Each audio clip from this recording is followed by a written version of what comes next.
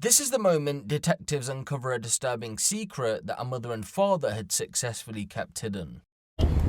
Alright, I'm Detective Chavez. I'm going to be investigating this, okay? I'm going to be out to talk to you a little bit. He looks like he's not eaten in a month.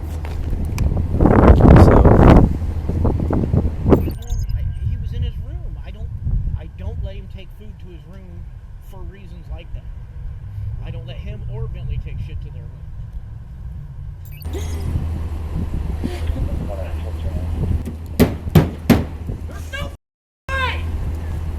Those close to the family had long sensed that something was wrong, and at times even suspected the nature of the evil secret. So they contacted the authorities on several occasions, hoping to prompt an investigation. And although they were carried out, some alongside the Department of Children and Family Services, no evidence of wrongdoing was found, thus the secret remained hidden. Had the authorities correctly assessed the situation, we likely wouldn't be telling this story today. The secret may have remained buried, but a child would still be alive.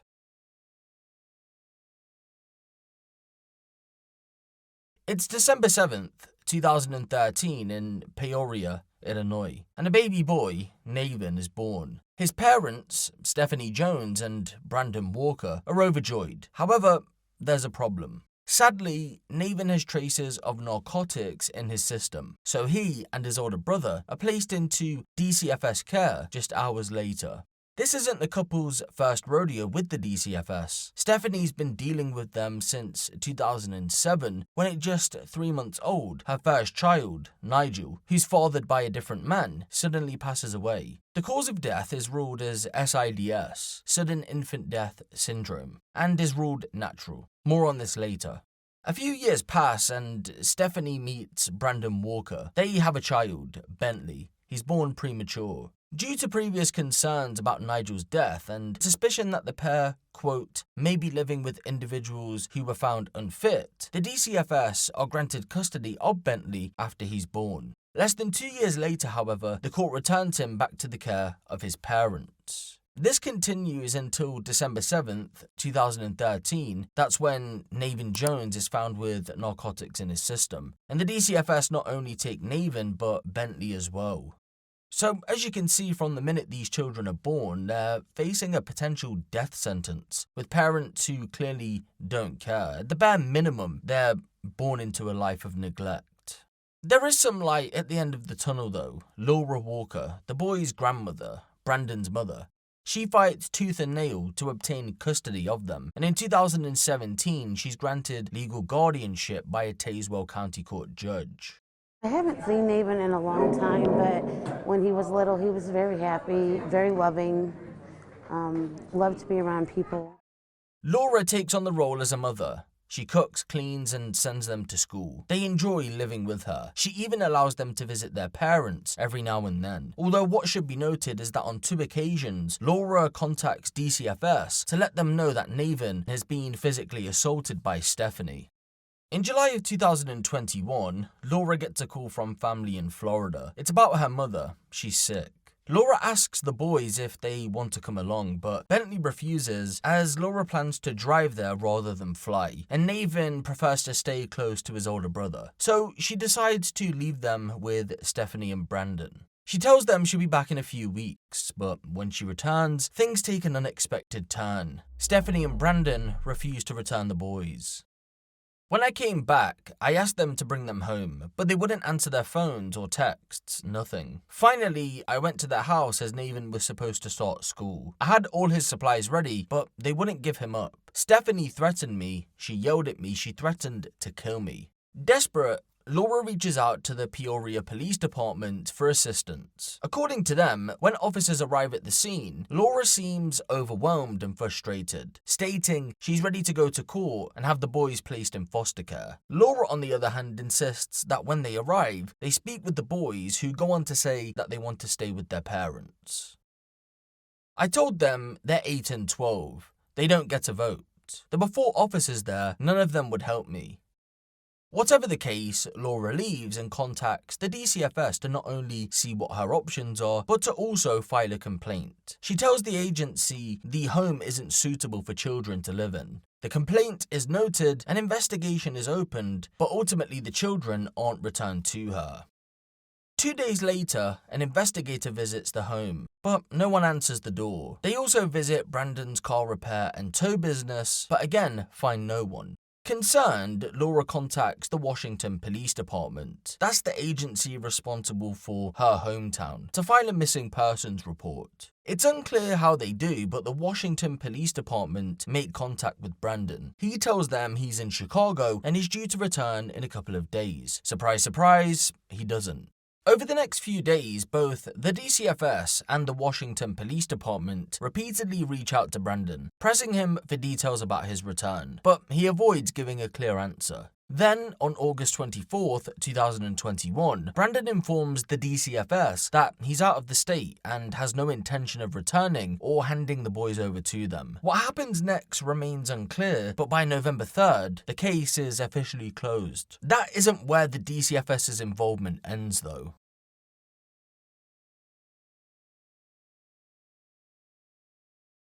On February 14th, 2022, the DCFS receives an anonymous hotline tip with serious allegations. The tipster claims the family is back in Illinois, that the boys are not attending school and are often seen dirty. The tip also includes these disturbing details.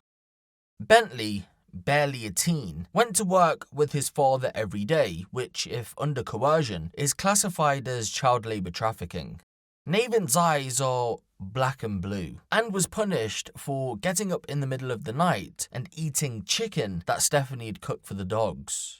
Brandon belittles Bentley and frequently calls him names, and Stephanie locks Navin in the basement with a physical lock when she wants to take a nap or doesn't want to deal with him. In response, DCFS opens a new investigation. They contact local schools and discover that neither Navin nor Bentley are enrolled in the public school district. So the next day, they travel to the address provided by the tipster, but no one answers the door.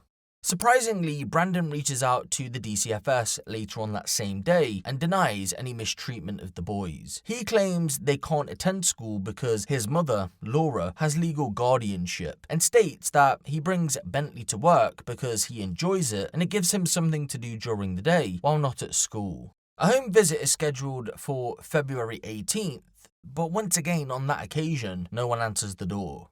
Later on the 18th, Brandon calls to reschedule for the 22nd, and when they attend on that day, they finally make face-to-face contact. Once inside, an investigator interviews both Navin and Bentley, who insist they feel safe around their parents and deny the allegations that are being placed against them. Although they're happy with the answers, the agent observes that Navin looks, quote, sickly in appearance and is unusually thin and small for a child his age. They also note that no black eyes are present, but his hands show signs of pick marks. The investigator questions the couple about his appearance. He eats all the time but doesn't gain weight. Sometimes he can eat a whole pizza on his own. The agent suggests he may have a medical issue. Brandon agrees and says that he wants to take him to the doctor but can't because he lacks legal guardianship.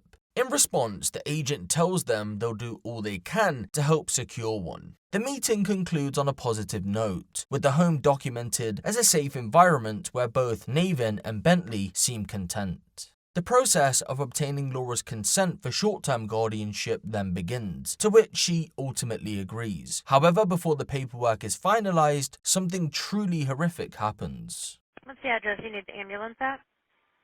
1717 North Dale. Is that a house? Is that a house or an apartment? It's a house. Tell me exactly what happened.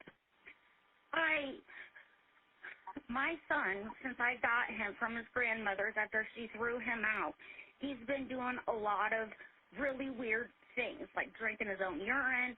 He's pooped all over the house, smearing it everywhere. Sometimes he'll eat a whole bunch. Sometimes he doesn't want to eat at all. Okay. What's he doing today, ma'am? It's getting late, so I'm sorry? What's happened today? I went upstairs because I hadn't heard from him and found him unresponsive on the floor. Is he breathing? No. Okay. I am sending the paramedic. CPR before I called you guys, and I can't get anything. Okay. Is there a defibrillator available? If so, send someone to get it now and tell me when you have it. I don't have one. Okay. I am sending the paramedics to help you now. Stay on the line, and I'll tell you exactly what to do next. He is an adult. Is that correct? I'm sorry. How old is your son? 8. He's 8? Yes. Okay. Are you with him right now? Yes.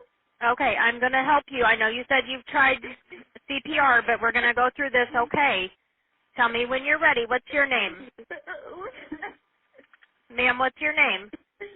Stephanie Jones. All right, Stephanie, listen to me. Are you home alone? Yes. Okay. I want you to lay him flat on his back on the ground and remove anything under his head, okay? Tell me when that's done. I removed his clothes, and he was cold, so I put him in the shower and used the hose. I don't know what to do. Okay, how long ago did you find him? Maybe 10 minutes ago. Okay, so what we're going to do is we're going to go ahead and do compressions. I'm going to tell you how to do chest compressions. I want you to place the heel of your hand on the breastbone in the center of the chest, right between the nipples. I got to put you on speaker. That's fine. Please do that, Stephanie. Okay. I want you to place the heel of your hand on the breastbone in the center of the chest, right between the nipples. Put your other hand on top of that. I want you to pump the chest hard and fast, at least twice per second and 2 inches deep. Please let the chest come all the way up between pumps, and we're going to do this until help can take over. I want you to count out loud so I can count with you, okay? Okay. Start. Yeah, I think they're here. Someone's knocking on my door. Is your door unlocked? Okay, go unlock it and come right back immediately. Hey. Hey, do you need to run this? Sure. Okay. Mom's in the way. Step or foster mom or No, mom. biological? Okay. Kid went Navin as a child. He was last seen at 8 p.m. when he went to bed. She's been up for a while. Dad left at 6 a.m. Didn't check on him. Took the other son to work with him. She went to go check on him a little bit ago before she called. Called for him. He didn't She's been answer. gone all day? No, she's been here. I'm sorry. She's been here. But he's just been in a bedroom or something? Yeah. Okay. She called for him, didn't hear anything, so she went to go check on him. Went in the room. He was unresponsive. Told to get touched. So because he was cold, she put him in the bathtub. Hey, what's up, man? So, can you tell me what time you left the house? I don't know, like 6 or 6:30, 6:15. Early every morning. This morning. So you haven't been home since then? No. I seen him yesterday. I came home early for a little bit. And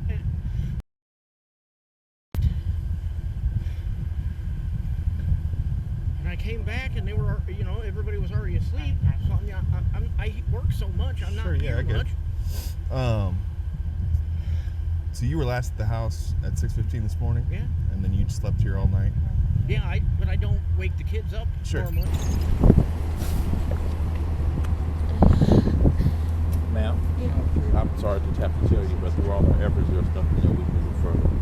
Okay? Oh my God. Do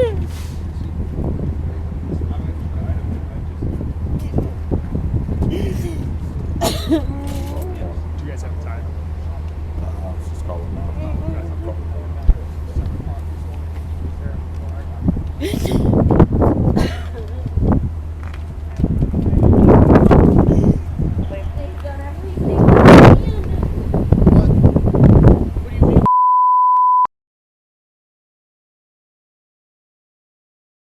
The cop just told me. What the fuck do you mean?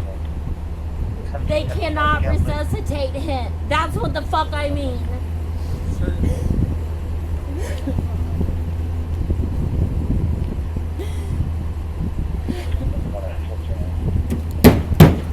There's no fucking way!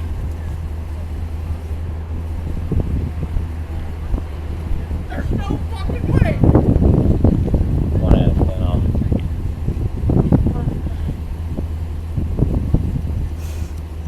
I've been telling you and the DCFS bitch that he needed to be seen. You guys are putting all your business out in front of everybody. That his behavior was not normal.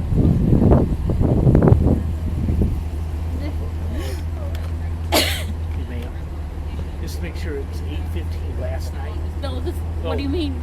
That you last saw him. Yeah. Last Yeah. night.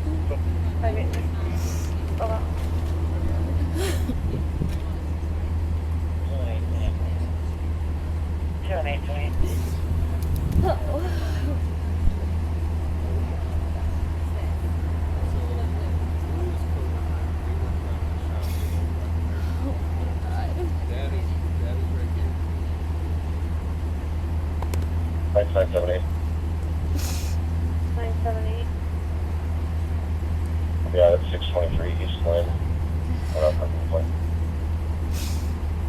623 East Glen on a parking violation.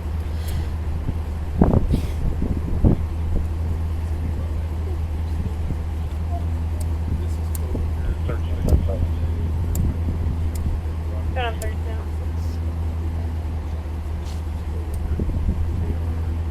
Right, 16 on at 985. Right, 16 on. Which bedroom is Evans? Or do they share a bedroom? No. His is the one on the right. So I go up the steps and it's to my right. And then where's his room at? On the other side. Directly across. Where's your guys' bedroom? Downstairs. Downstairs. Is there any other bedrooms upstairs? No. Is there a bathroom upstairs? Yeah, Or there's a anything? bathroom. Who uses that bathroom? The boys The do. boys do. So Yeah. the boys kind of have their own upstairs? Yeah. I got you.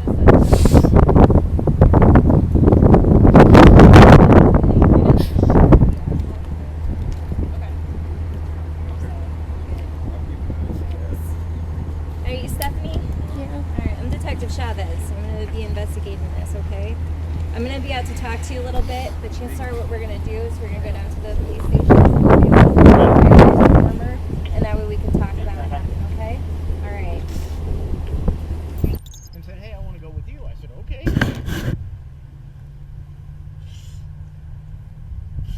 I mean, bro, I was just fucking, I just carried a fucking conversation with him. I got him. I'll take care of I got him.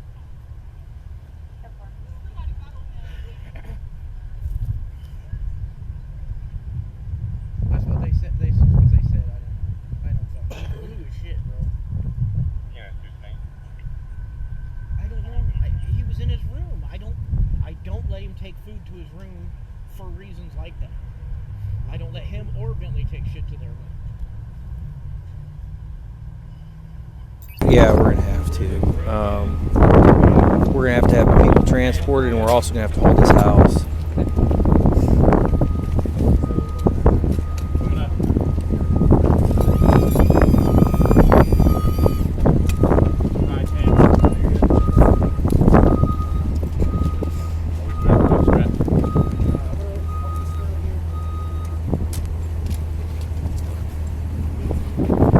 No, it's probably caught on a strap. On March 29th, 2022, Stephanie Jones contacts the Peoria Police Department after finding her son, Nathan Jones, unresponsive and cold to the touch. She explains that she's tried placing him in warm water to wake him, but when it failed, she decided to call for help. When first responders arrive, they attempt life-saving measures, but ultimately Nathan is pronounced dead at the hospital just a few short hours later. At the time of his death, he weighed just 30 pounds. For comparison, an average 8-year-old boy should weigh anywhere between 46 and 78 pounds. Detective Roberto Vasquez describes the scene as unlike anything he's ever encountered. It was a smell I'd never experienced before. Nathan's bedroom door didn't have a door handle, just a piece of rope where the handle should have been. Strangely, Nathan's door is the only one in the house with this makeshift handle. But not only that, because a glance inside of his room reveals a stark contrast to the rest of the property. While the home is otherwise neat, tidy and clean, his room is filthy, stained with urine and feces. His bed is bare and dirty. He has a single toy on the floor, an empty wardrobe and a chilling sign that hangs on the wall outside of the room. Do not give Nathan any food or drinks. Do not let him out of the room. He has what he needs till I wake up. Do not be loud. Many of the first responders are aware of the family's troubled history and begin to suspect that the parents have had a hand in his death.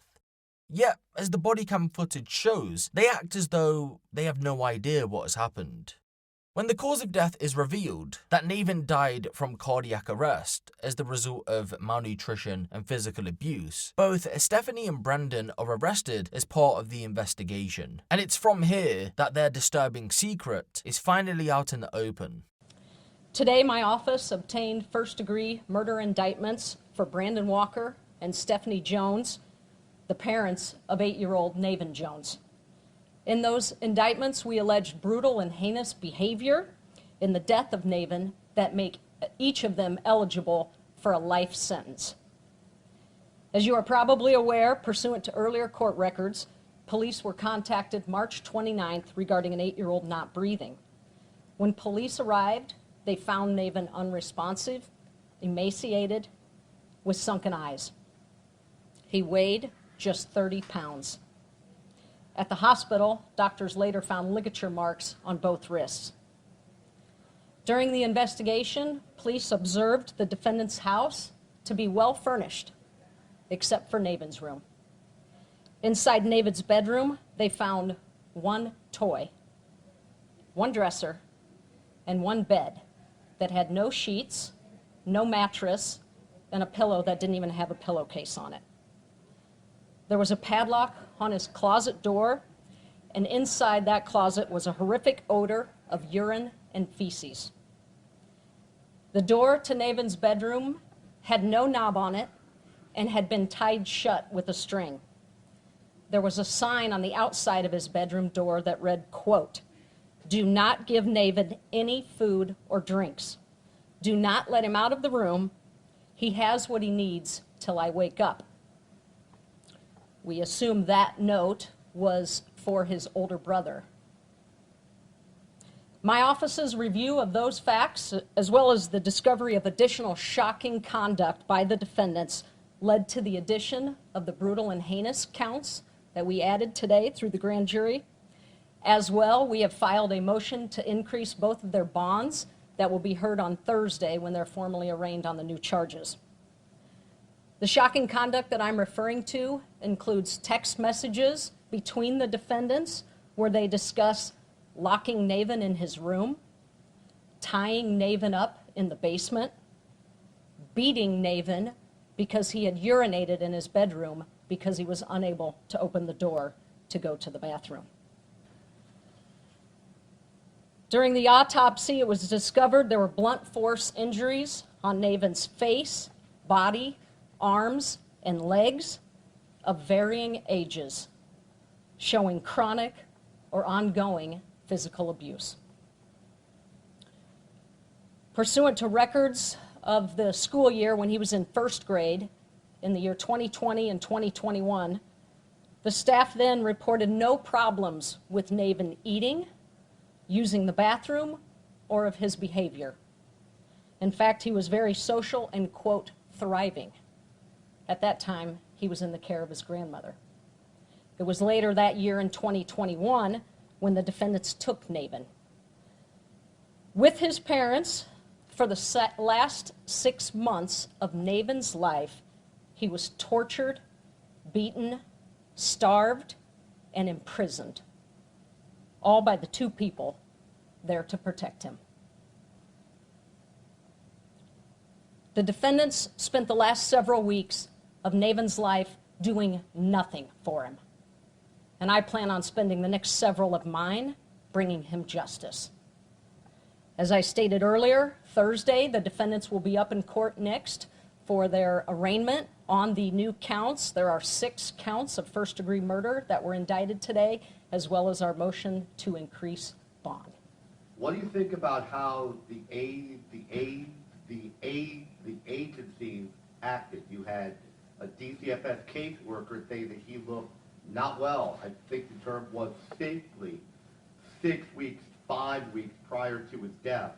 You have police officers trying to check in on him, and apparently nothing happened. I mean, there was a lot of people along the way maybe who could have seen something, maybe who could have stopped it. What do you think about how we got here? Well, I don't really have any comments on what other agencies did or didn't do before this. My investigation is focused on who was responsible for the murder, and that is the two parents. The pair were charged in connection with the murder of their son. Both initially pleaded not guilty. However, in December of 2023, Stephanie changed her plea to guilty while Brandon maintained his innocence, leading to a trial in the same month. Brandon's defense centered around his limited presence at home. He claimed he often worked up to 12 hours a day, 7 days a week, which left him little time to spend with Navin. He claims to have had no idea as to what Stephanie was doing to Navin, highlighted that DCFS failed to recognize the signs of abuse and neglect, which the prosecution actually agreed with, and stated that he sensed something was wrong and wanted to take Navin to the hospital, but was prevented from doing so due to guardianship issues. There is two issues with that though. One, it contradicts his first statement about not knowing what was going on with Navin, and for two, hospital records show that Bentley was taken to the hospital without any issue, so why couldn't the same be done in Navin's case? The prosecution rejected Brandon's defense. They argued that he played a significant role in the abuse, highlighting a series of incriminating text messages exchanged over several months. These messages indicated that Brandon was fully aware of the mistreatment, whether that be food deprivation, physical punishment, general neglect, or being denied access to a bathroom, forcing him to use his room instead. The prosecution asserted that if Brandon was capable of egging actions on remotely while at work, he was undoubtedly inflicting similar punishment when he was at home. First at 6, guilty on 2 counts of first-degree murder. A jury came to that verdict today at the end of Brandon Walker's 5-day trial for the 2022 death of his 8-year-old son. That's Navin Jones in Peoria of last year. Exactly where we begin tonight, Brandon Walker will spend life in prison. Yes, our Ben Freeze attended court in Peoria today. Ben, what was the scene like in the courtroom? Well, Rebecca, Thomas, the Peoria man showed little emotion after the judge handed down a life sentence today, and Brandon Walker must serve 100% of that, meaning he will never get out of prison again, barring a successful appeal. This all stems from the death of Walker's son, Navin Jones. Navin was only 8 years old when officers found him unresponsive in his Peoria home in March of 2022. He only weighed 30 pounds and his room was tied shut. Throughout the room was urine and feces. The judge saying life was the most that he could give Walker for his lack of action regarding the starvation, abuse, and eventual death of Navin. Walker's attorney claiming that Walker couldn't bring his son to the hospital due to his lack of guardianship over Navin. He plans to appeal. There's no legal duty of a parent to take care of the child if his parent has been taken away, and my client's was. They gave it up to the grandmother, so they gave up the right, so they had no legal duty. Navin's mother, Stephanie Jones, has already pleaded guilty to murder. She faces up to 100 years in prison when she's sentenced on April 25th. Rebecca? So there you have it, the tragic case of Navin Jones, the 8-year-old boy who lost his life at the hands of the very people who were supposed to protect him. The authorities who had the power to intervene ultimately failed him. I mean, how could anyone take a look at this case and not come to the conclusion that something was up? I know one thing, if I was the DCFS agent and I saw the situation, he'd be gone straight away. I'm also slightly confused as to why Stephanie and Brandon were able to keep custody of the boys anyway. It doesn't matter if they felt okay. For all we know, Stephanie and Brandon could have told them to say that, which, let's be real, they probably did. It's just a sad case overall, and again, one that could have been easily prevented. Now remember, towards the start of the video, we spoke about Stephanie's first child, Nigel, and how his death was written off as sudden infant death syndrome. Well, as of April 2022, that case has been reopened, no surprises there. However, there hasn't been any updates as of yet, from what I'm aware of anyway, so I'm unsure what conclusion they've come to. They may still be investigating the matter. I guess we'll just have to wait and see what the outcome of the case will be.